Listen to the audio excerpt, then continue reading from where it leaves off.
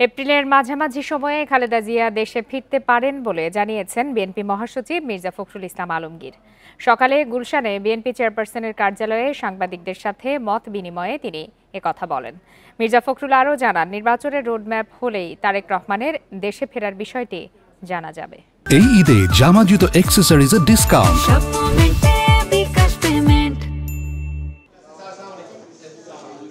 গুলশানে বিএনপি চেয়ারপারসনের কার্যালয়ে সাংবাদিকদের সঙ্গে মতবিনিময় করেন বিএনপি মহাসচিব মির্জা ফখরুল ইসলাম আলমগীর।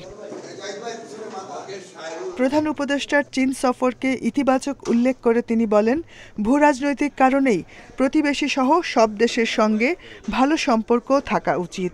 মির্জা ফখরুল বলেন, উদারপন্থী দলগুলো জাতীয় রাজনীতিতে সুযোগ কম পেলে জঙ্গিবাদ উত্থানের শঙ্কা থেকে যায়।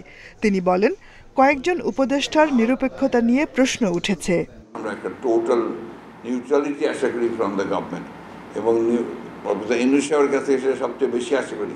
প্রফেসর ইউনূস সাহেব যদি মনে করেন যে কারোর জন্য নিউট্রালিটি ব্যাহত হচ্ছে, তাকে তো তার ক্যাবিনেট থেকে বের করে দেওয়া উচিত। He should be clean.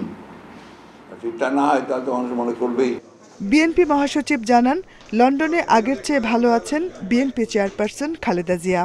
আলহামদুলিল্লাহ, উনি এখন বেটার আছেন। ফ্যামিলির সঙ্গে 8 বছর পরে উনি ঈদ করবেন। This is a good thing for our madam. সম্ভবত যতটুকু শুনেছি আর কি, আমি ফাইনাল নিশ্চিত না, এপ্রিলের মাঝামাঝি সময় তিনি আসবেন। বিএনপি মহাসচিব মনে করেন, রাজনৈতিক অনভিজ্ঞতার কারণে নির্বাচনের সুনির্দিষ্ট রোডম্যাপ দিচ্ছে না অন্তর্বর্তীকালীন সরকার। এটা আমাদের রাজনৈতিক অনভিজ্ঞতা থেকে আসছে। Jahanara Parvin, independent news, Dhaka.